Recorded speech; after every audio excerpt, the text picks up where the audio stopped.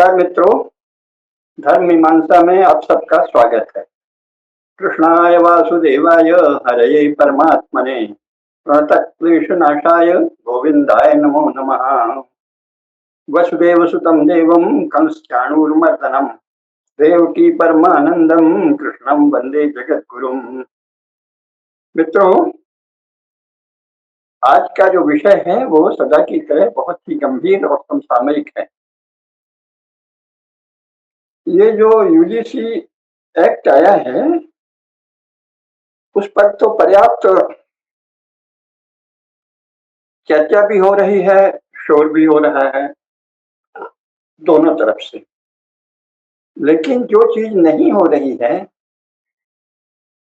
और नहीं होने से देश का, समाज का, विशेषकर हिंदू समाज का बहुत अधिक नुकसान है, बहुत अधिक अकल्पनीय क्षति है। उधर अगर कोई भी प्रबुद्ध जन उस विषय में कुछ करना चाहें या कम से कम सजग होकर समाज को जागरूक करना चाहें, और अगर कोई राष्ट्रीय स्तर पर प्रभावशाली व्यक्ति, जिनमें से बहुत से मुझसे जुड़े हुए हैं, वे इसका संज्ञान लेकर इस पर मनन करके कुछ करें तो देश का बहुत हित होगा। मोदी शासन अगर इसका संज्ञान ले तो मोदी शासन का और भारत राष्ट्र का दोनों का हित होगा। अगर नहीं ले तो जैसी महाकाल की इच्छा, जैसी प्रभु की इच्छा, जैसी दैव की इच्छा। लेकिन हमारा एक कर्तव्य है, एक प्रबुद्ध नागरिक के नाते, एक धर्मनिष्ठ हिंदू के नाते, कि उस ओर ध्यान दिलाएं। बात बहुत न फैल जाए इसलिए मैंने कुछ पॉइंट्स भी लिख लिए।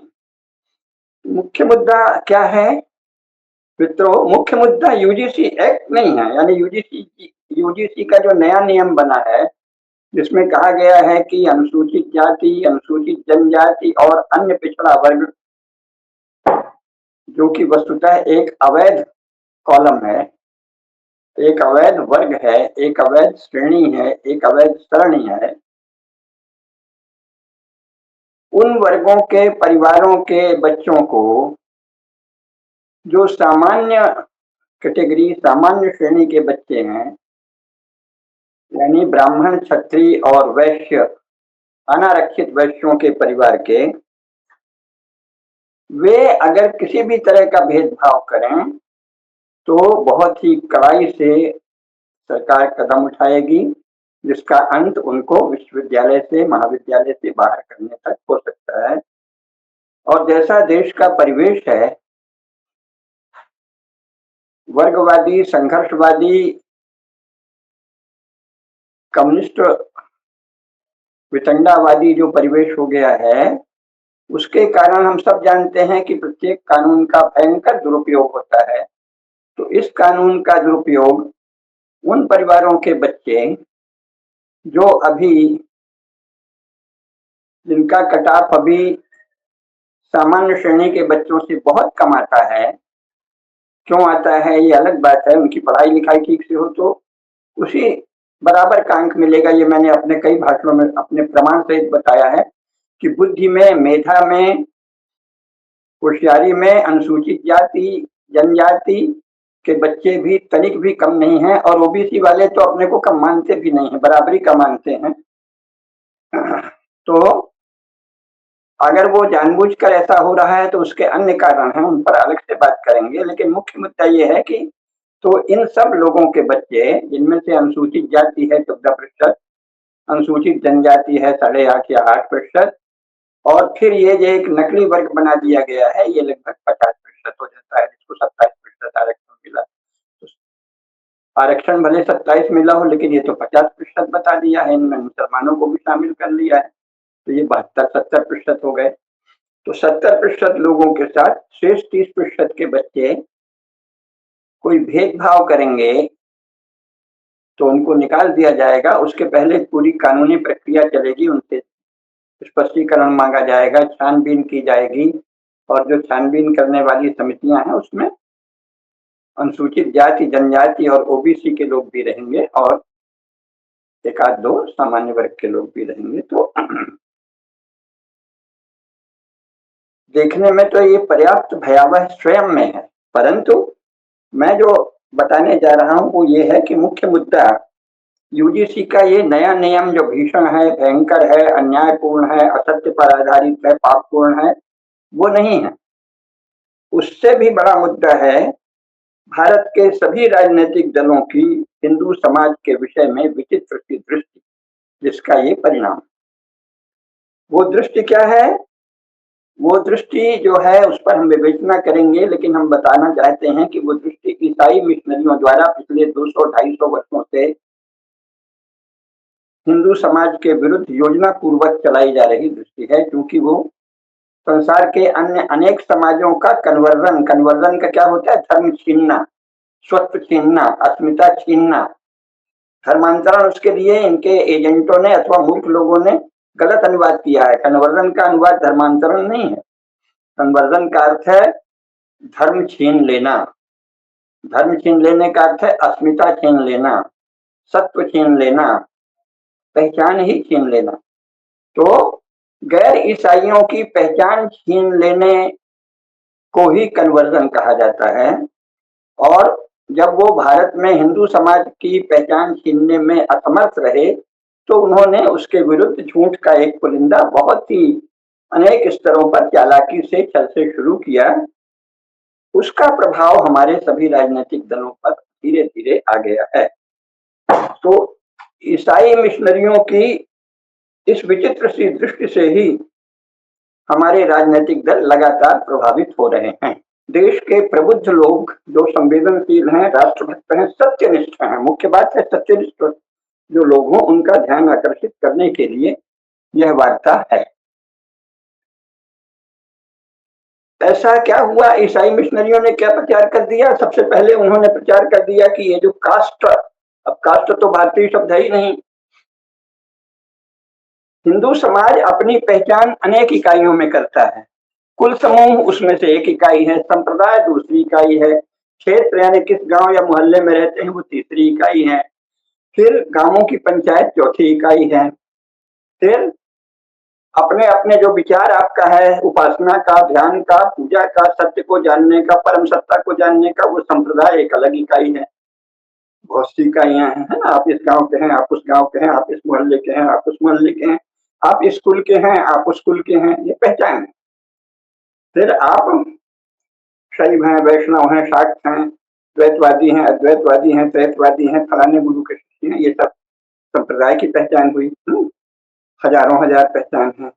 इसके बाद समस्या आने पर पंचायत है, गांव पंचायत है, कुल की पंचायत है, जाति की पंचायत है, खाप पंचायत है, ये है। फिर इसके बाद और कोई मामला नहीं सुलझे तो व्यापारियों के झगड़े हैं, तो व्यापारियों की श्रेणियां, संघ, निगम होते थे, परंपरा थे, उनके पास सब अधिकार रहते थे, जो हमने अपनी पुस्तक अद्वितीय समाजशास्त्र में विस्तार से बताया है कि हिंदू समाज की क्या इकाइयां हैं और कैसे न्याय होता था और राज्य और समाज का क्या संबंध था। प्रभात प्रकाशन से छपी है ये पुस्तक और हमने इसमें सभी प्रमुख धर्मशास्त्रों का सार देकर स्पष्ट किया है। बहुत ही प्रमाण पूर्वक ये सब लिखा गया है। तो इतनी सारी इकाइयां हैं और अंत में राज्य के पास जाते हैं झगड़े। राज्य भी क्या करेगा? तो राज्य जो वर्णों, आश्रमों, श्रेणियों, कुलों, इनकी जो परंपराएं हैं, संप्रदायों के अपने अपने जो मत हैं, उसका ध्यान रख के कि उनका उल्लंघन तो नहीं हुआ है, निर्णय देगा। तो उनका ध्यान रख के निर्णय क्यों हो जाता था? क्योंकि जो मूलभूत गुण है मानव धर्म, इसीलिए मनुस्मृति का मूल नाम क्या है? मानव धर्म धर्म स्मृति। इसमें क्या कहा गया है? धृति क्षमा तमो स्तेयम शौचम इंद्रिय निग्रह धीर विद्या सत्यम अक्रोधम दशकम धर्म लक्षणम। तो इनके अनुसार है कि नहीं? किसी भी कुल का आचरण इन दशक सामान्य धर्मों के अनुसार है कि नहीं? किसी भी गांव का आचरण सामान्य धर्म के अनुसार है कि नहीं? किसी भी कुल समूह यानी जाति का आचरण सामान्य धर्म के अनुसार है कि नहीं? किसी भी गांव, मोहल्ला, खाप, इलाके का आचरण सामान्य धर्म के अनुसार है या नहीं? किसी भी संप्रदाय की उपासना पद्धति सामान्य धर्मों का उल्लंघन तो नहीं करती? किसी भी विद्या का जो भी केंद्र है, विद्या के संप्रदाय हैं, विद्या वंश है, वो सामान्य धर्मों का उल्लंघन तो नहीं करता?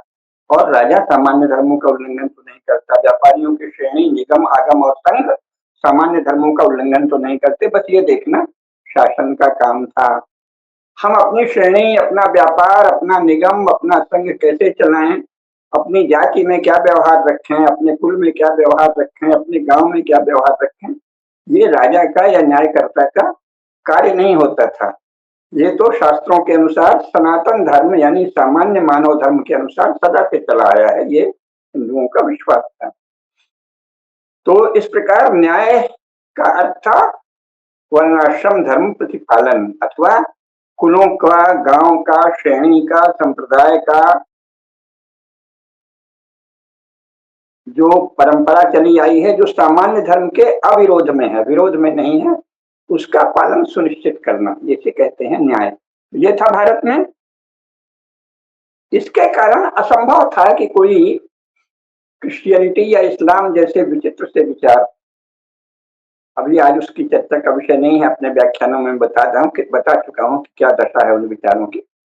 उसका कोई पालन क्यों करेगा जब वो, जिसने विशाल सागर देख लिया है अथवा बहुत बड़ी मीठे पानी की झील देख ली है, वो अपने किसी डबरे में क्यों कूदेगा? तो महान हिंदू धर्म जो है वो एक मीठे जल का की झील है, महान सागर है, जो भी कह लीजिए, और ये सब जो है डबरे दिखते हैं उसके सामने, तो कोई डबरे में क्यों जाएगा? तो इसलिए ऐसी प्रशस्त परंपरा से ये समाज चल रहा था। ईसाई मिशनरियों ने उन सब के विषय में भ्रम फैलाना शुरू किया। सबसे पहले यहाँ के राजाओं को कहा कि अरे ये राजा जो हैं ये तो बड़े समाज निरपेक्ष हैं। उसकी पहचान क्या बताई कि हर गांव के हर मामले में टांग नहीं अड़ाते। तो जो राजा हर जाति, घराना, कुल, गांव के मामलों में टांग नहीं अड़ाए, उसको इन्होंने दुष्ट कहा, गलत कहा, कर्तव्य विमुख कहा। जबकि हमारे यहाँ वही राजा श्रेष्ठ माना जाता है कि भाई आप कुल की, गांव की, क्षेत्र की अपनी परंपरा मर्यादा चलने दो, उसका व्यतिक्रम न हो, बस ये देखो। तो सबसे पहले राजाओं के विरुद्ध कहा कि जो पूर्वी भारत के और पूर्वी देशों के राजा हैं वो तो मनमानी करते हैं। क्यों? क्योंकि वो गांव में लोगों के जीवन में जबरन हस्तक्षेप नहीं करते, यानी जो सुंदर बात है उसको गाली दे दी। फिर कहा कि यहाँ के लोग अजीब हैं, कोई शिव की उपासना करता है, कोई विष्णु की, कोई काली की, कोई सरस्वती की, कोई लक्ष्मी की। तो कहते हैं ये लोग अजीब से लोग हैं, ये लोग अराजक लोग हैं, ये तो एक गॉड की उपासना नहीं करते। अब उन मूर्खों को ये भी नहीं पता था कि देवी देवता एक ही परम सत्ता के अंश है, ये हर हिंदू जानता है। लेकिन उपासना के लिए अपने इष्ट देव का आलंबन, कुल देव, कुल देवी का आलंबन लेना है, ये भी नहीं पता। तो उसने सबसे पहले हमारे राजाओं को मनमानी करने वाला कहा, डेस्पोटिज्म का आरोप लगाया, मतलब ये छली हैं केवल इसलिए कि वो हस्तक्षेप नहीं करते लोगों के जीवन में। फिर हमारे पूजा पद्धति, देवी देवताओं की विविधता को कहा कि अरे ये तो अविकसित है, ये तो किसी एक हमारे जीसस पिता जो गॉड है, जो सातवें आसमान में बैठा कोई भूत प्रेत जैसा है, उसकी उपासना नहीं करते ये लोग, इसलिए ये क्या है, ये अविकसित हैं। इनके पास धर्म नहीं है, ये रिलीजन नहीं है। इनके पास धर्म है, धर्म का अर्थ होता है गुण और कर्तव्य, ड्यूटी, लेकिन इनके पास रिलीजन नहीं है, दी रिलीजन नहीं है, क्रिश्चियनिटी नहीं है। तो ये एरिया ऑफ डार्कनेस है, अंधेरे में पड़े हुए लोग हैं। फिर कहा अरे ये तो श्रेणियों को, व्यापारियों को, सबको इतनी शक्ति देते हैं कि वो अपना सौदा, अपना माल खुद ही बेचते हैं और व्यापार का नियम वो तय करते हैं, हस्तक्षेप ही नहीं करने देते राज्य को। तो ये भी गलत है, ये सब व्यापारी भी गलत है, ये सब पिछड़े हैं। फिर कहा इनका जो जीवन है उसमें कुल के पास, कुल समूहों के पास अपनी स्वायत्तता है, गांव के पास अपनी, ये सब विकृतियां हैं, बहुत अत्याचार है। यानी जो सुंदर, सदाचार, श्रेष्ठ जीवन था उसको अनाचार कहा। और फिर कहा कि ये तो देखिए साहब कास्ट है, और उसको जाति अनुवाद करा दिए। तो जाति तो बड़ी भीषण चीज है, भीषण, जिसको लाखों वर्षों से हिंदुओं ने कभी भीषण नहीं जाना, उसे कह दिया ये भीषण।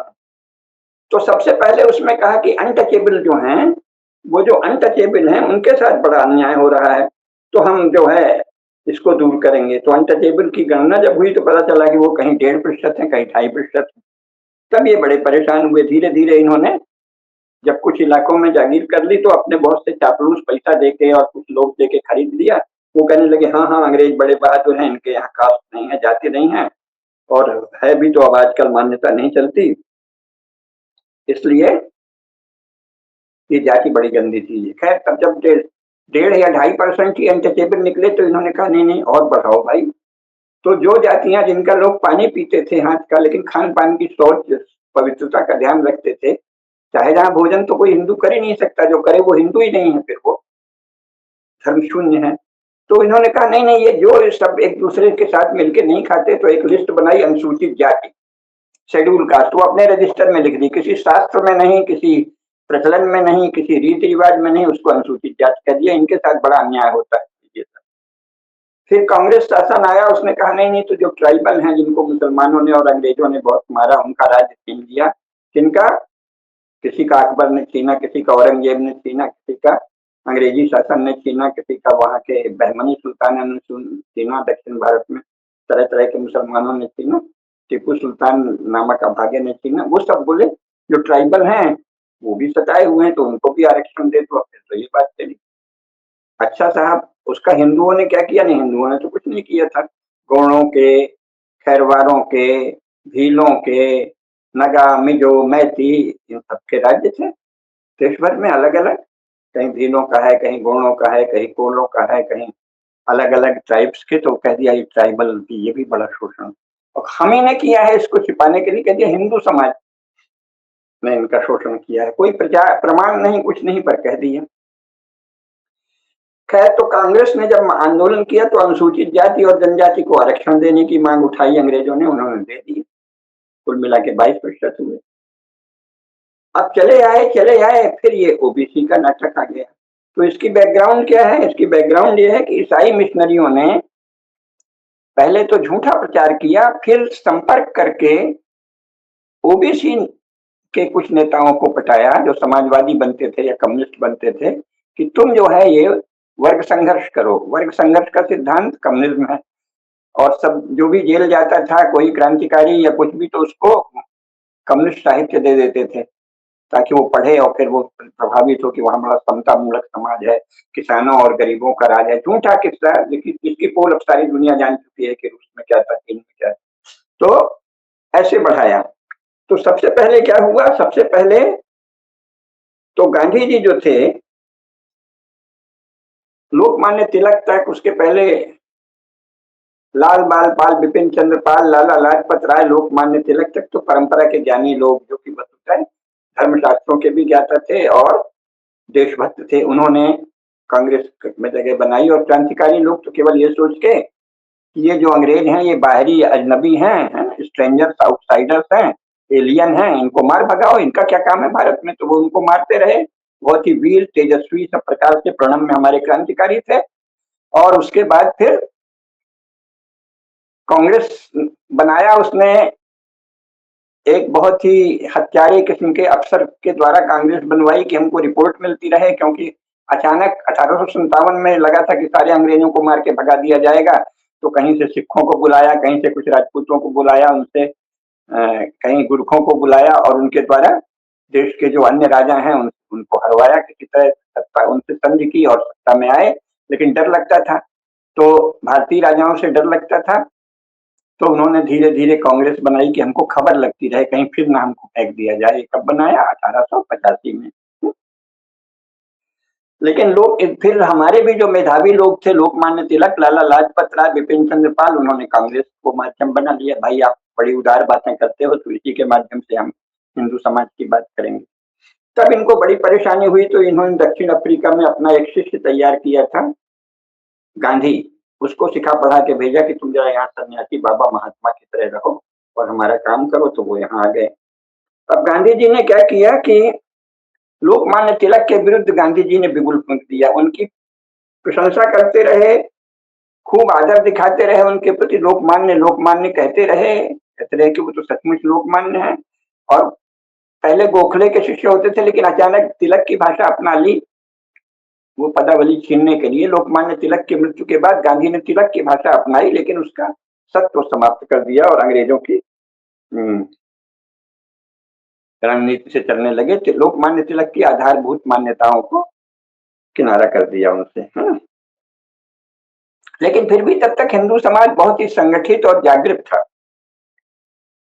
और ब्रिटिश प्रभाव इतना अधिक नहीं बढ़ा था। लेकिन जैसे जैसे ब्रिटिश शिक्षा का प्रभाव बढ़ा, अंग्रेजों ने जेल में बंदी बनाए गए युवकों को कम्युनिस्ट साहित्य दिया और वो लोग सोशलिस्ट बनकर किसी एक काल्पनिक समता मूलक समाज के लिए काम करने लगे। और इधर ईसाई मिशनरियों ने कहा कि अरे हिंदू समाज तो बड़ा विषमतापूर्ण है, और जो मुसलमानों के कारण, मारकाट के कारण, अंग्रेजों के कारण 1857 में बड़े पैमाने पे की गई हत्या, लूट आदि के कारण जो गरीबी आई थी, उसका जिम्मा हिंदू समाज की संरचना को देने लगे और वो बेचारे समाजवाद के प्रति आकर्षित हो गए।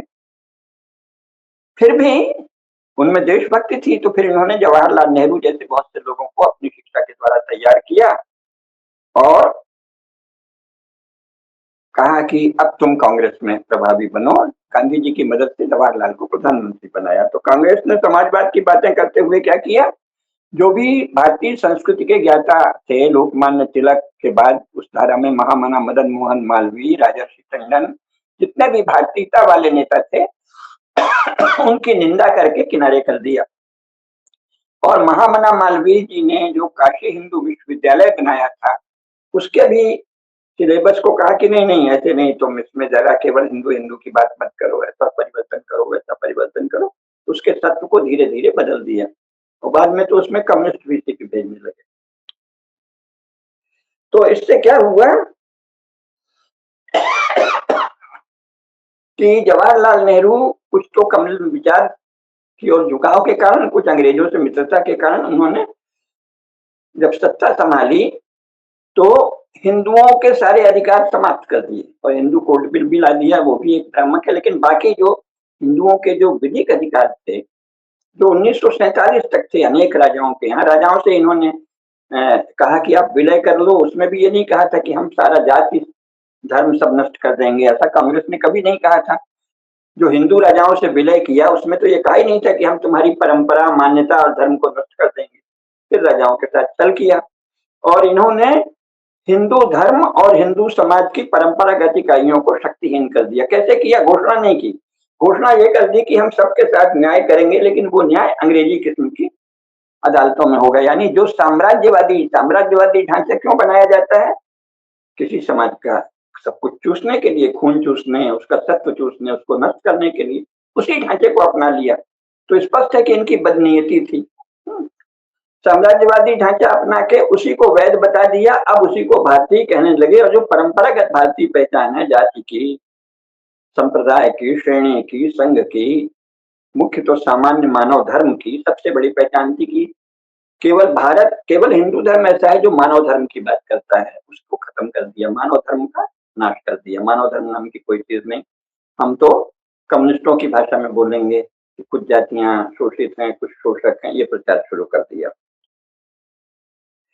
अब इसके कारण क्या हुआ, और गांधी जी कभी कभी शुद्ध भारतीयता की बात करते थे, कुछ उनकी कमजोरी होगी, अंग्रेज उनको दबाते थे तो फिर पढ़ते, जवाहरलाल की भाषा बोलने लगते थे। ऐसे ऐसे ये सत्ता में आ गए। अब अंग्रेजों की सहायता से जब जवाहरलाल को गद्दी सौंपी गई, क्योंकि नेताजी सुभाष चंद्र बोस के डर से अंग्रेजों को भारत से भागना पड़ा, तो धीरे धीरे इन्होंने भारत की सभी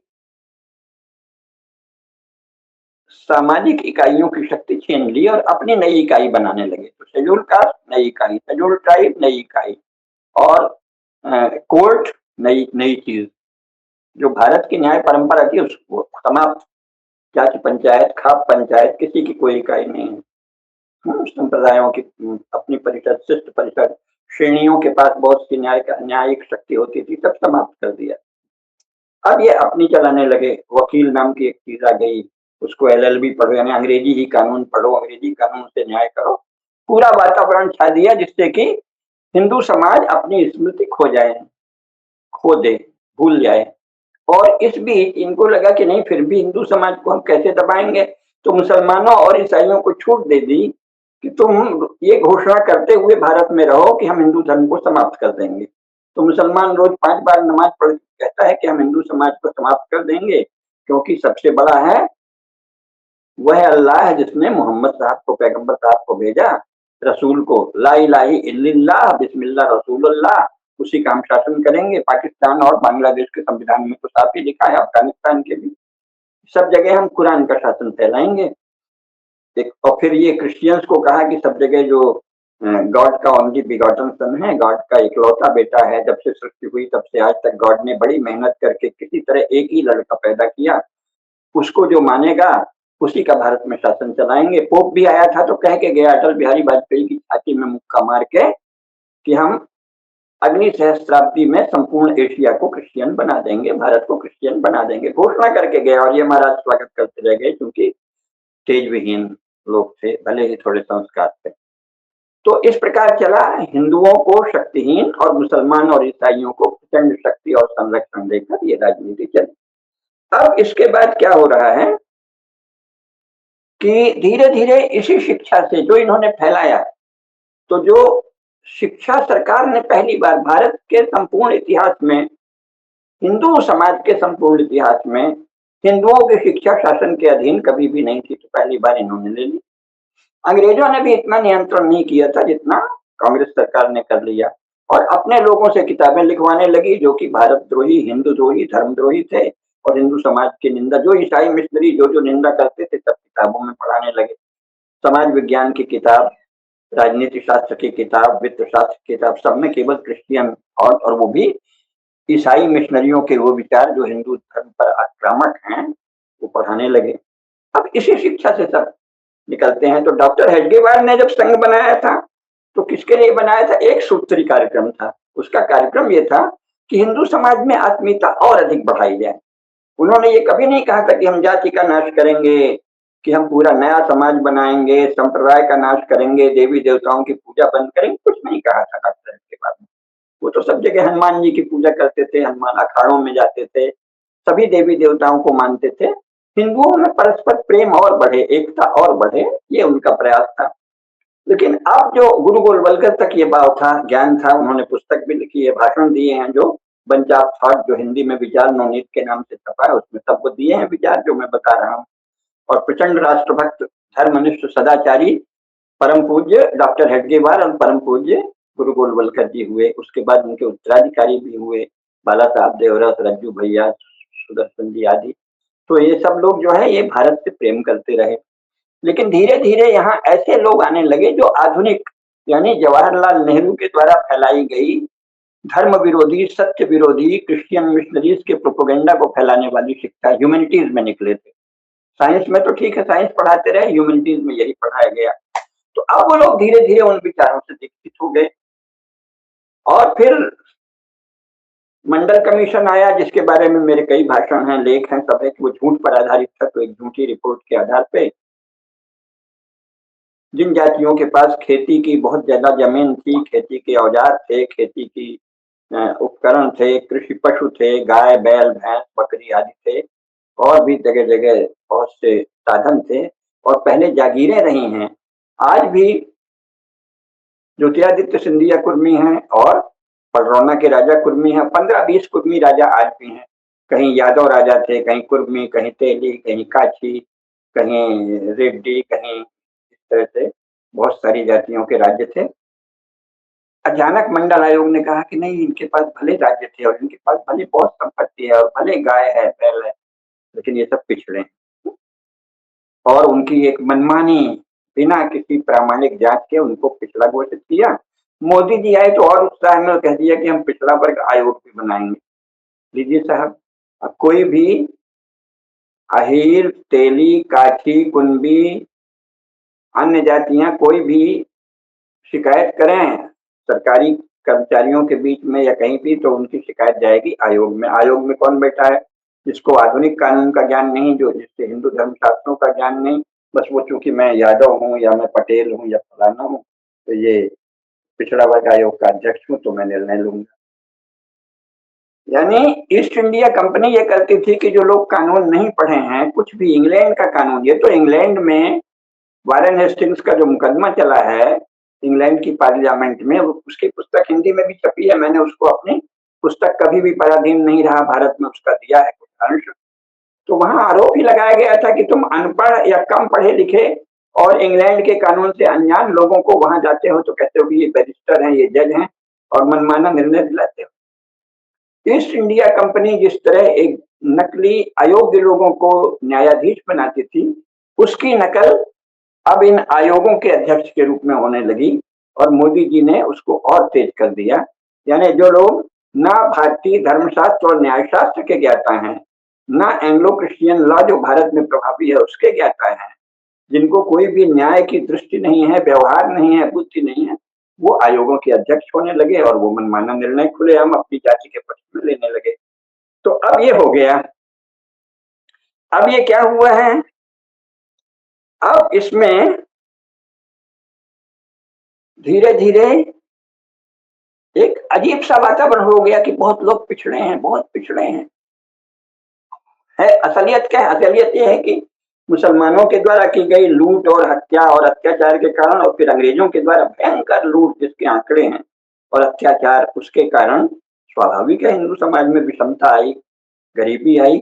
उसका दोष हिंदू समाज पर डाल के कहने लगे ये बहुत पिछड़े हैं, सबके साथ न्याय होना है। अच्छा भाई, तो न्याय होना तो समाज के साथ होना है, नहीं नहीं, जाति के आधार पर होना है। अनुसूचित जाति, जनजाति और ओबीसी भी अब शामिल कर लो। इन जातियों के साथ अन्याय हुआ है, इनके साथ न्याय होना। अच्छा, तो ब्राह्मणों में गरीब नहीं है, क्षत्रियों में गरीब नहीं, चलो उनको भी एक आरक्षण, आर्थिक आरक्षण दे देंगे, लेकिन अन्याय उनके साथ नहीं हुआ है। बस वो गरीब हैं, लेकिन इनके साथ अन्याय हुआ है, इसलिए इनको तो विशेष संरक्षण देंगे। ये नीति चली है। तो अब क्या हो रहा है, इस नीति के चलते चलते इसका किसी ने विरोध नहीं किया। नतीजा ये है कि जब माननीय सुप्रीम कोर्ट ने ये फैसला दिया कि भाई किसी शेड्यूल का, शेड्यूल ट्राइब के विरुद्ध कोई आरोप लगाए कि इसने हमारे साथ अपमान किया है, अन्याय किया है, तो उसकी जांच पहले स्थानीय स्तर पर पुलिस अधिकारी कर लें, फिर इसके बाद मुकदमा करो। तो इन्होंने फट से पलट दिया, नहीं नहीं, ऐसा कुछ नहीं होगा, बस आरोप लगाया और आप जेल गए, फिर आप सिद्ध करते रहो कि हम निर्दोष। इतना भयंकर ये नरेंद्र मोदी ने किया। लोगों ने सोचा बहुत अच्छे काम कर रहे हैं, देश भक्त दिखते हैं, मंदिर भी जाते हैं, धर्मनिष्ठ भी दिखते हैं, भारत माता की जय बहुत बोलते हैं, अब तो वंदे मातरम भी करने लगे हैं, ये बड़े सदाचारी श्रेष्ठ आदमी हैं। लेकिन इन्होंने अंग्रेजों से क्या ले लिया कि झूठ बोलो, छल करो और दिखावा करो। जैसे अंग्रेज कहते थे कि मेरे लिए सभी नागरिक बराबर हैं, और इसके बाद धीरे धीरे क्रिश्चियनिटी बढ़ाते थे। तो मोदी जी ने भी कहा सब हम संपूर्ण 140 करोड़ भारतीयों से हमें प्रेम है, लेकिन न केवल अनुसूचित जाति जनजाति के पक्ष में अनुचित कानून तो थे ही, साथ ही स्त्रियों की रक्षा के नाम से बहुत से अनुचित कानून बनाए और पॉक्सो एक्ट के नाम से बच्चों को अधिकार दे दिया। हमारे कई परिचित हैं, उनमें से कुछ बाल आयोग में भी हैं, उनके पास ऐसे केस आते हैं कि वो बच्ची थी 13-14 साल की, वो किसी मुसलमान की बन गई, उसके चपेट में आ गई, तो उन्होंने कहा कि कैसे करें, तो माता पिता पर झूठा आरोप लगा दो कि ये मुझ पर अत्याचार करते हैं, तो ये गिरफ्तार होकर जेल चले जाएंगे, फिर हम तुम भाग के निकाह कर लेंगे और मैं पक्की मोमिन बन जाऊंगी, मुसलमान बन जाऊंगी। ऐसे कानून बना दिए, बिना जांच के चल रहा है पॉक्सो एक्ट और स्त्री संबंधी एक्ट। और हिंदू समाज को सब तरह से खोखला बनाना, तोड़ना, क्यों? ताकि कुछ मुसलमान झपट लें, कुछ क्रिश्चियन झपट लें, और ऐसे एक्ट दनादन बन रहे हैं। ये है दृष्टि। और दृष्टि क्या है? हो सकता है कि आपके मन में सच्ची भी हो, तो आपका इतिहास बोध ऐसा है कि साहब हिंदू समाज में तो अत्याचार ही अत्याचार हुआ है और जाति के आधार पर हुआ। अच्छा, मनुष्य के स्वभाव से नहीं हुआ, धनियों और गरीबों के टकराव से नहीं हुआ, नहीं नहीं, जाति मुख्य। तो अब ये हो रहा है कि ऐसे लोग आने लगे और फिर धीरे धीरे जिन्हें पिछड़ा कहा इन्होंने, विशेषकर ओबीसी के जो नेता हैं, और उनमें भी कुछ जातियां, अहीर, काची, कुर्मी, पटेल आदि, फिर तेली, सोनार, लोहार भी हो गए कुछ, उनको ये अब लालच हो गया है कि हम पिछड़ावाद चला के सत्ता पर पूर्ण कब्जा कर लें। और इसके लिए ये ईसाई मिशनरियों के तर्क को आगे बढ़ा रहे हैं कि ये शोषक हैं, ब्राह्मण, क्षत्रिय और अनारक्षित वैश्य। क्योंकि पहले तो 14% और 8% 22% कुल थे, तो भाई साहब तक 78% जो हैं वो तो कम से कम समान हिंदू एक हैं, 78% हिंदू एक थे। कब तक? पिछड़ा वर्ग आयोग बनने तक। पहले तो पिछड़ा वर्ग नाम की एक झूठी रिपोर्ट आने तक सब एक थे, मंडल आयोग की रिपोर्ट ने एक झूठ को फैलाया। वीपी सिंह जो क्षत्रिय कुल कलंक था उसने उसे लागू किया केवल राजीव गांधी पर अपनी फतह पाने के लिए। और फिर तब भी समाज में चलो भाई आप दे लो, नौकरी ले लो, लोगों को था। हिंदू समाज बार बार उदारता से, हिंदू समाज का मुख्य अनारक्षित समाज, सामान्य वर्ग, वो उदारता से चलो ठीक है भाई होगा, क्या ले लो, नौकरी पे ले लो, कर रहे थे। फिर इन्होंने आयोग बना दिया। आयोग बनाकर ये ठोक कर दुनिया को दिखा दिया कि साहब 70% लोग जो हैं ये अनादिकाल से पीड़ित हैं। ये सबसे निंदनीय अपराध नरेंद्र मोदी का है, पिछड़ा वर्ग आयोग बनाना, बिना पिछड़ा वर्ग की सच्चाई को फिर से जांच करने, जातिवार जनगणना करके, आर्थिक स्थिति करके आपको जांच करनी थी, नहीं किया। अच्छा, अब क्या हुआ? फिर ये जो पिछड़े वर्ग के नेता है, इन्होंने कुछ तो हर नेता से वो चीज ली जो इनको फिट बैठती थी। गांधी जी ने अछूतों के पक्ष में जो बात कही थी उसको पूरे उनको पिछड़ा कहने लगे, वो भी पिछड़ा। लीजिए साहब, जो अनटचेबल थे वो भी पिछड़ा, शेड्यूल कास्ट भी पिछड़ा, शेड्यूल ट्राइब भी पिछड़ा, अब ओबीसी भी पिछड़ा। लीजिए, एक शब्द छल जो अंग्रेज करते थे, शब्द छल, पिछड़ा नामक एक छलपूर्ण शब्द लाके हिंदू समाज के 70% को पिछड़ा कह दिया। और जो जिन जातियां जो मरे हुए जानवरों का काम करती थी अथवा कोई श्मशान का काम करती थी, डोम या मरे जानवरों की खाल वाली, उनसे जो शौचाचार के कारण थोड़ा भेदभाव था उसको कह दिया ये संपूर्ण हिंदू समाज के साथ भेदभाव कर रहे हैं ये लोग। कौन थे? ब्राह्मण, क्षत्रिय और अनारक्षित। ये दृष्टि, झूठ पर आधारित दृष्टि योजना पूर्वक बनाई और फिर सबसे ले लिया। गांधी से अनटचेबल लेके उसको पिछड़ा कह दिया। लोहिया ने अगड़ी और पिछड़ी जातियां कहा था, तो अगड़ी जाति तो सबको कहते थे, पिछड़ी उन्होंने कहा था कि अनुसूचित जाति, जनजाति, स्त्रियां और बहुत गरीब मुसलमान ये पिछड़े हैं। इनको तो मझोली जाति कहते थे। अब वो सब पिछड़े हो गए, मझोले भी पिछड़े, पिछड़े भी पिछड़े, मझोले भी पिछड़े, सारे ही पिछड़ा। बस ये जो बचे हैं ब्राह्मण, क्षत्रिय और अनारक्षित वैश्य, ये अगड़े हैं। ये जब दृष्टि आ गई तो उधर ईसाई मिशनरी बहुत तेजी से काम करने लगे। तो हिंदू समाज के विरुद्ध एक अभियान चल गया कि ये संसार का सबसे अनोखा समाज है, इसमें संसार में सबसे अधिक अन्याय होता है। और ये इतना बड़ा झूठ था कि ईसाई इतिहास पढ़िए, अपने समाज के साथ सबसे ज्यादा अन्याय ईसाइयों ने इतना अन्याय किया कि 7-8 शताब्दियों के इतिहास को डार्क एजेस, अंधकार युग कर दिया। क्योंकि अंधकार युग घोषित कर दिया। क्यों?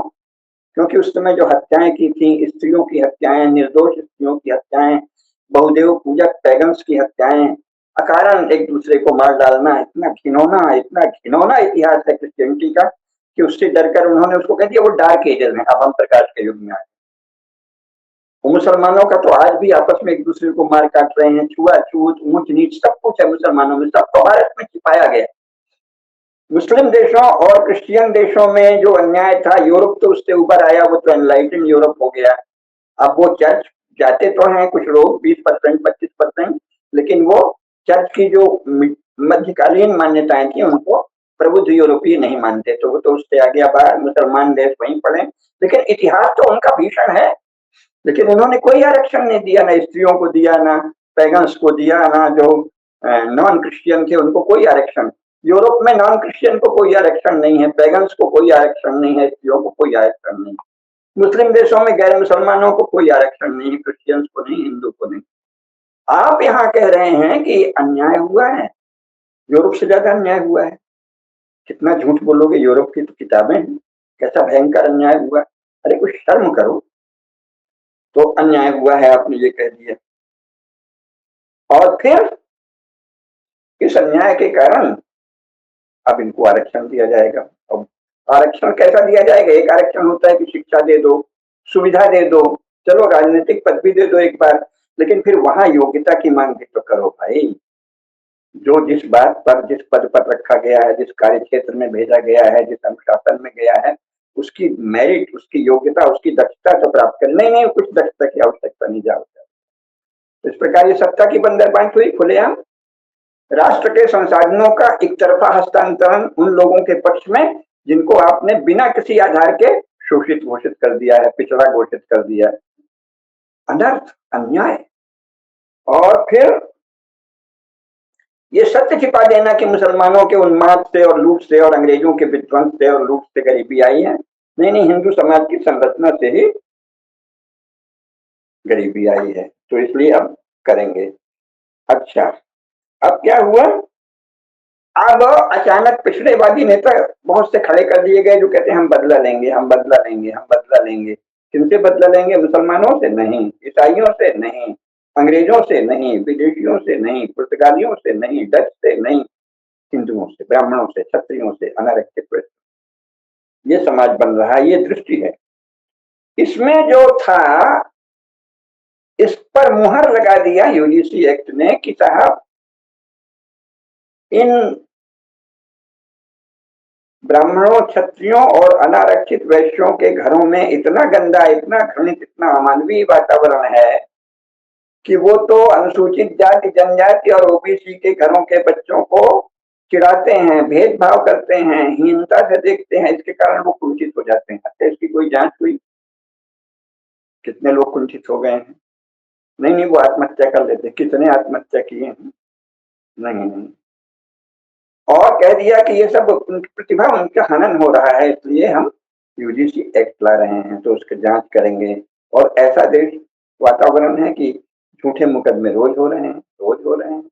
तो सीधे सीधे आपस में लड़ो मरो, ताकि ईसाइयों और मुसलमानों के लिए हिंदू समाज को सब प्रकार से नोचने, घसीटने, उनका धर्म छीनने, उनकी अस्मिता छीनने, उनकी पहचान छीनने का पूरा अवसर मिल जाए। ये मूल बात है।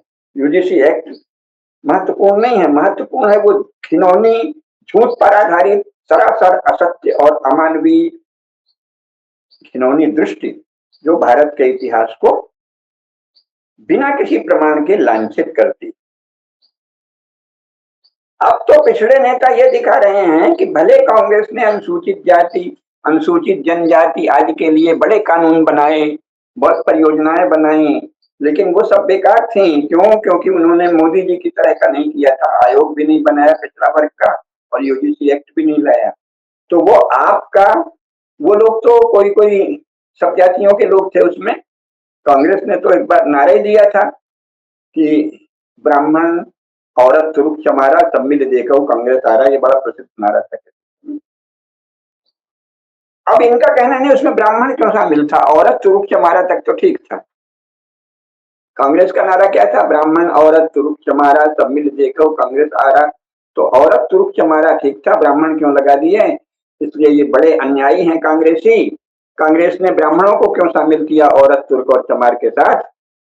तो अब हम ब्राह्मणों को सिंगल आउट कर रहे हैं और ब्राह्मणों, क्षत्रियों और अनारक्षित वैश्यों को सिंगल आउट कर रहे हैं और ये प्रचार कर रहे हैं कि देखो ये लोग पिछड़े नहीं थे कांग्रेस के नेता, इसलिए इन्होंने ऐसे कानून नहीं बनाए, अब हम असली पिछड़े आ गए हैं। ये दावा है, ये दृष्टि था इनका। ये अभारतीय है, असत्य है, धर्म विरोधी, सत्य विरोधी है, मानवता विरोधी है।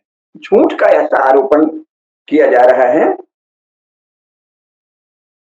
ये बहुत भयंकर है। तो नरेंद्र मोदी जो फैला रहे हैं, उसके बाद जिस संगठन से वो आए हैं, वो क्या मुंह दिखा के हिंदू समाज में जाएगा? जबरन आप हिंदू सम्मेलन ये वो करने से, नौटंकी करने से थोड़ी होता है।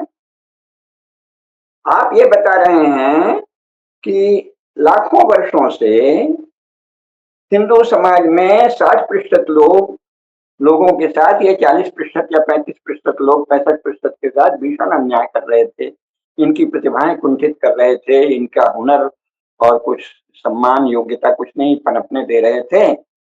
अब हम सुना रहे हैं और आप साथ में ये बता रहे हैं कि कांग्रेस ने भी 60 वर्षों में कुछ नहीं किया और मोदी जी ने भी 10-11 वर्षों में कुछ नहीं किया। मोदी शासन में भी ऐसा वातावरण बनाने का कोई काम नहीं किया कि विश्वविद्यालयों में 40% सामान्य वर्ग के घरों के बच्चे इन 60% घरों के बच्चों का उपहास न करें। तो इसको गुंडागर्दी, झूठ के सिवाय इसको क्या कहा जाता है? अपनी निंदा भी सुनने को तैयार है कि मोदी जी की 11 वर्ष में हम भी नहीं कर पाए, अब करेंगे। अब हमने विश्वविद्यालय में तैनात कर दिया है, खबरदार जिसका स्पष्ट उद्देश्य है कि धीरे धीरे सामान्य वर्ग के छात्र न पढ़ें, विश्वविद्यालयों से महाविद्यालयों से बाहर हो जाए, जिसे राष्ट्रद्रोह कहते हैं, धर्मद्रोह कहते हैं, सत्यद्रोह कहते हैं, असत्य कहते हैं। ये इस एक्ट में ये छिपा है। और संघ किस मुंह से अब हिंदू समाज की बात करेगा? या तो फिर आप कहिए कि भारत में जिसे हम महान हिंदू इतिहास कहते हैं, गौरव का, वो 35% जो भी प्रतिशत है आप निकालिए, फिर भाई सच पढ़ाइए ना। देखिए, इस्लाम, ईसाइयत और कम्युनिस्ट, यहाँ तो सत्य का कोई स्थान नहीं है, वो तो जबरपेली जो भी चाहते हैं वो पढ़ाते हैं। लेकिन हिंदू समाज में, समाज की संरचना में ही न्याय निहित है, और यहाँ सब बातें खुलकर कही जाती हैं। सबने कहा है हिंदू समाज की विशेषता खुलकर कहें। तो जो आप भाई, यह तो तथ्य इकट्ठा करिए कि कितने लोगों के साथ कब कब किस किस प्रकार का अन्याय हुआ है। तथ्य पर मंडल आयोग नहीं आधारित है, तथ्य पर ये एक्ट नहीं आधारित है, ये शुद्ध झूठ पर आधारित है। तो या तो ये तथ्य इकट्ठा कीजिए, किस आधार पर ये कह रहे हैं, इनका विवरण छापिए, इनके विवरण प्रकाशित करिए, हमें पता तो चले कि कितने वर्षों से हिंदू समाज के 60% लोगों के साथ या 65% लोगों के साथ 40% लोग इतना अन्याय कर रहे हैं। पता तो चलना चाहिए सब। हमारे यहाँ तो सब कुछ कहा जाता था, संपत्ति का वितरण कैसे करना है, सब कुछ लिखित है।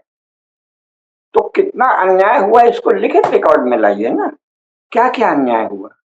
उस अन्याय के बाद भी कुछ लोगों के पास इतना धन कैसे है, संपत्ति कैसे है, भूमि कैसे है, जागीर कैसे थी, राज्य कैसे थे, हुनर कैसे थे, अगर हम ऐसे ही अन्यायी थे। अंग्रेज तो अन्यायी थे, तो उन्होंने तो बुनकरों के अंगूठे काट दिए, उन्होंने तो हुनर नहीं बचने दिए। अंग्रेजों ने तो भारतीय शिल्प का नाश कर दिया, हस्तशिल्प का, उद्योगों का नाश किया। ब्राह्मणों ने, क्षत्रियों ने और उच्च कुलीन वैश्यों ने क्यों नहीं नाश किया? आपको तथ्य बताना पड़ेगा ना। ब्राह्मणों, क्षत्रियों और अनारक्षित वैश्यों ने ओबीसी के लोगों की संपत्ति क्यों नहीं छीनी? उनके पास संपत्ति कहां से आई? क्या वो मंदबुद्धि हैं? क्या वो मूलतः अत्याचारी, अनाचारी होते हुए भी अंग्रेजों की तरह छल नहीं करना जानते? आप ये कहना चाहते हैं कि उनको अंग्रेजों वाला छल कौशल नहीं आता था, अनाचार नहीं आता था? नहीं तो वो वही करते, आप यही कह रहे हैं ना। यानी उनको इतनी बुद्धि नहीं थी। फिर तो आप ये मान रहे हैं कि ब्राह्मणों, क्षत्रियों की बुद्धि बहुत कम थी। इन्होंने अंग्रेजों की तरह आपका शिल्प नहीं छीना, आपका हुनर नहीं छीना, आपका कार्य कौशल नहीं छीना, आपकी संपत्ति नहीं छीनी। अंग्रेजों ने तो बुनकरों के हाथ काट दिए, भारतीय व्यापारियों को जबरन अपना माल बेचा और उनका माल कम दाम पे लिया। तो अंग्रेजों के बराबर अक्ल नहीं थी, आप यही कहना चाहते हैं ना, ब्राह्मणों, क्षत्रियों और अनारक्षित वैश्यों को।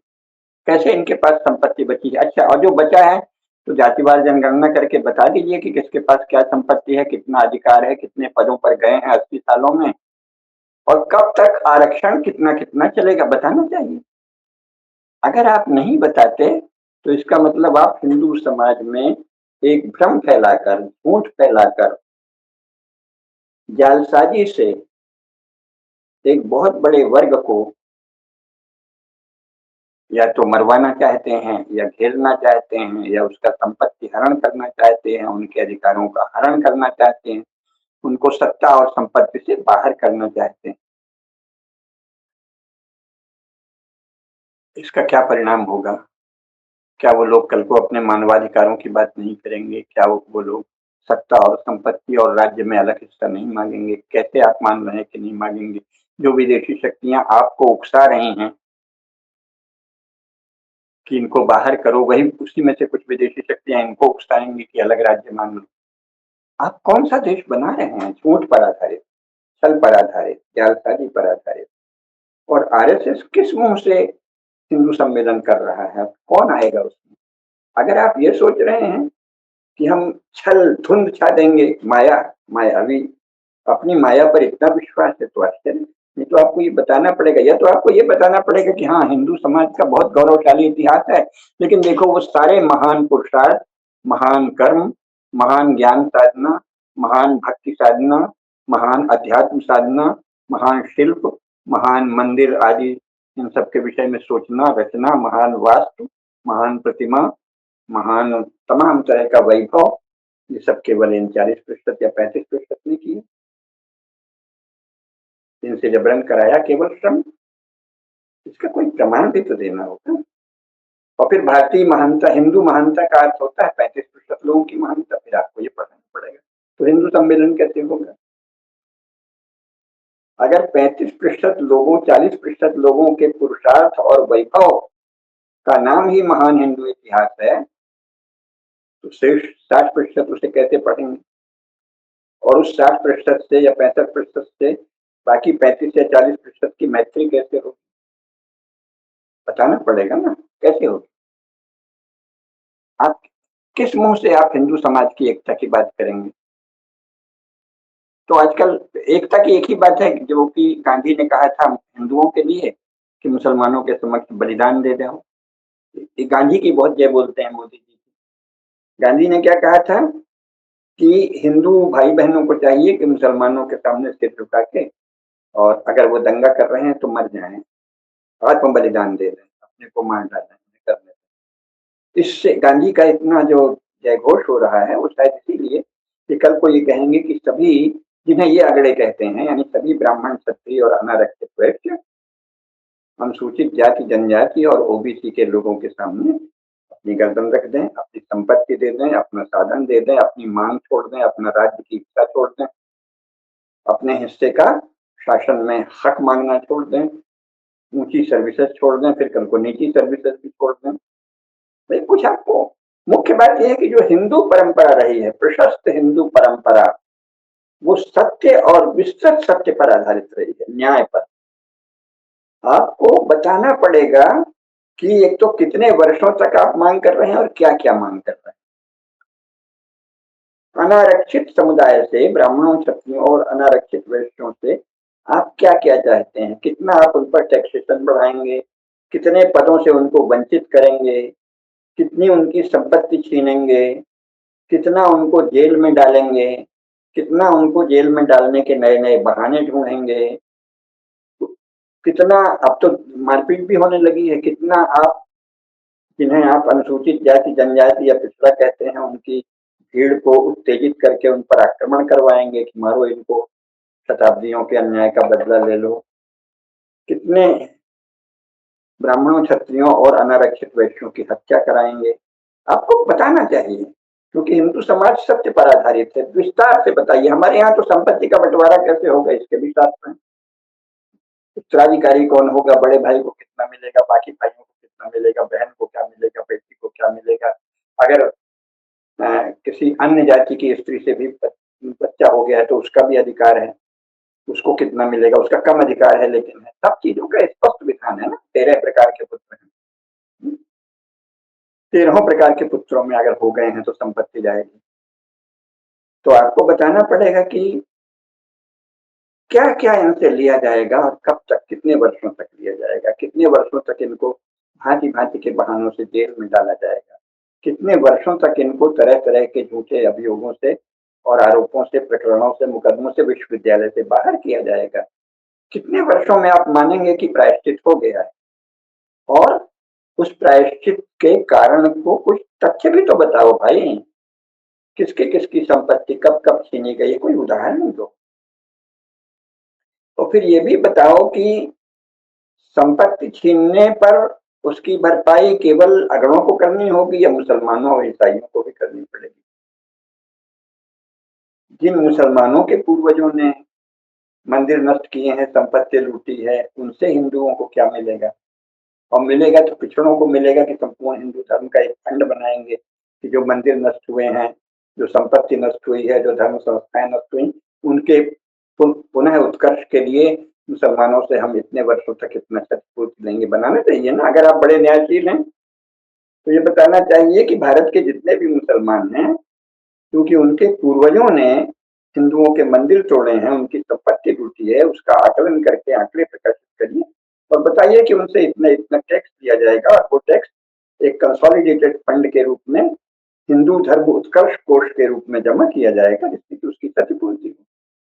और इसी प्रकार क्रिश्चियन से लिया जाएगा, जितना उन्होंने कन्वर्जन के द्वारा हिंदुओं का धर्म छीना है, सर्वस्व हरण किया है, उसकी भरपाई के लिए जिनको उन्होंने छल पूर्वक क्रिश्चियन बनाया है, उनको उनके धर्म, उनकी अस्मिता में पुनः प्रतिष्ठित करने के लिए जो धन चाहिए वो भारत के क्रिश्चियन से लिया जाए, उसका परसेंटेज बांध दिया जाए, है ना।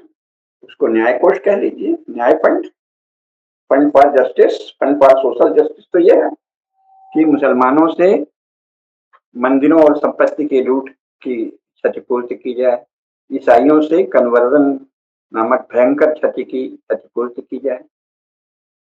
कुछ नहीं, आप कुछ नहीं करेंगे, आप केवल ब्राह्मणों, क्षत्रियों और अनारक्षित व्यक्तियों को विश्वविद्यालयों से बाहर करेंगे, उनके बच्चों को झूठे अभियोगों में जेल में डालेंगे, झूठा इतिहास पढ़ाएंगे, उनके भीतर ग्लानि और हीनता और कुंठा भरेंगे, या तो वो विदेश भाग जाएं या आत्महत्या कर लें। आप ये करने जा रहे हैं। तो यूजीसी एक्ट के आईने में भारत के राजनीतिक दलों की इतिहास दृष्टि इस प्रकार प्रतिबिंबित होती है। ये इसके परिणाम अवश्यंभावी हैं। जो लोग इसमें लीपापोती कर रहे हैं, मोदी जी बड़े चतुर हैं और विपक्ष तोड़ रहा था हिंदू समाज को इसलिए किया, वो किसी और दुनिया में रह रहे हैं। बहुत से ब्राह्मण क्षत्रिय खूब पक्ष में आ रहे हैं, उनको पता नहीं कब से आप इसी तरह के बहाने बना रहे हैं। नहीं नहीं, थोड़ा सा न्याय कर दें। अरे ये थोड़ा नहीं, सब लुटा जा रहा है। तेरी गठरी में लगा चोर, मुसाफिर जाग जरा, ये तो सब कुछ लुटा जा रहा है। और कितना सहेंगे, कब से ये बात चल रही है। बस थोड़ा सा बेचारे आपने अनटचेबल्स के साथ बड़ा अन्याय किया, इसलिए सभी अनुसूचित जातियों को इतना अधिकार दे दो। अच्छा, मुसलमानों और अंग्रेजों ने मारा ट्राइबल्स को, लेकिन कोई बात नहीं, इनको इतना आरक्षण दे दो।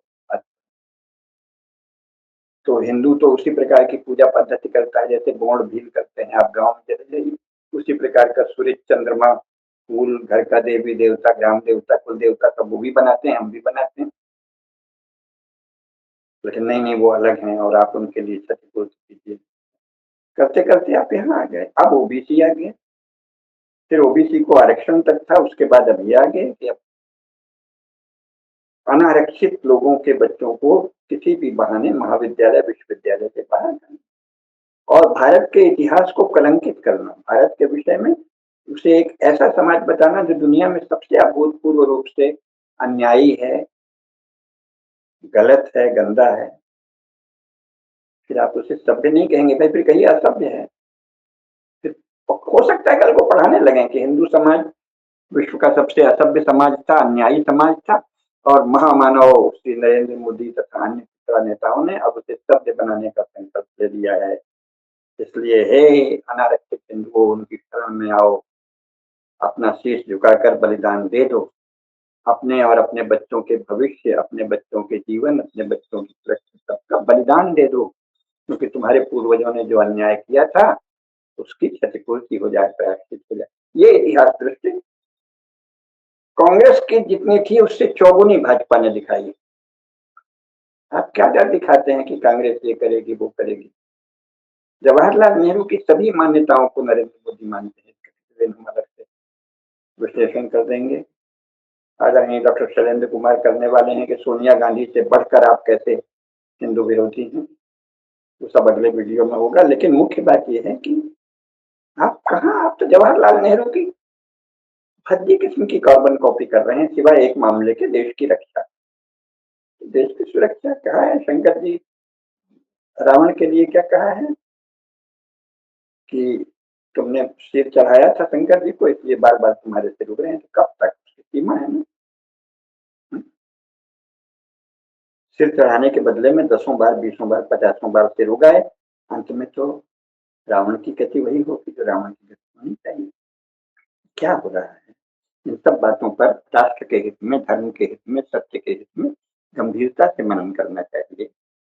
भाजपा की इतिहास दृष्टि क्या है, संघ की इतिहास दृष्टि क्या है, हिंदू समाज के इतिहास को वो कैसे देखते हैं, जरा खुलकर बताएं। ऐसे गोल मोल बात से नहीं, महान गौरवशाली समाज है और हम तो अमुक अमुक राजाओं का स्तवन करते हैं और महाजनों का और गुणियों का और गायकों का और भक्तों का और सबका जयकार करते हैं। अरे भाई आप कहाँ जयकार करते हैं? अगर ये इतना बड़ा समाज था तो इतना गड़बड़ कैसे होगा?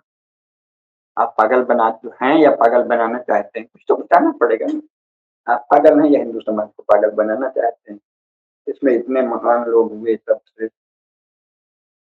हालांकि उसका उपाय निकाला गया है पुराने सब महात्माओं का, महामानवों का स्मरण करके अंत में अम्बेडकर, ज्योतिबा फुले, जितने जितने भी धर्मद्रोही, सत्यद्रोही, मिशनरियों के एजेंट हैं, सबका नाम पे कुचल दिया।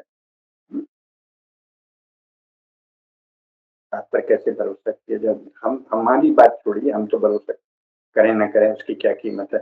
हिंदू समाज में जो जिनके साथ आप ये कर रहे हैं, अनारक्षित हिंदू, ब्राह्मण, क्षत्रिय और अनारक्षित वैश्य, कैसे भरोसा करें?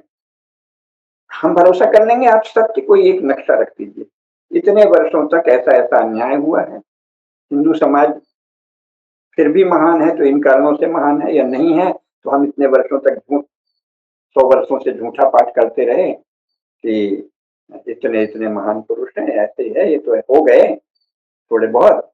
या खोज लीजिए, आपने तो वाल्मीकि को एक नई जाति बना दी, तो सारे राजाओं की भी जाति बना दी, वही राजा महान हुआ है जो पिछड़ा था। चंद्रगुप्त मौर्य जैसे महान क्षत्रिय को भी कह दिया वो पिछड़ा था। झूठ बड़ी योजना पूर्वक रचा जा रहा है।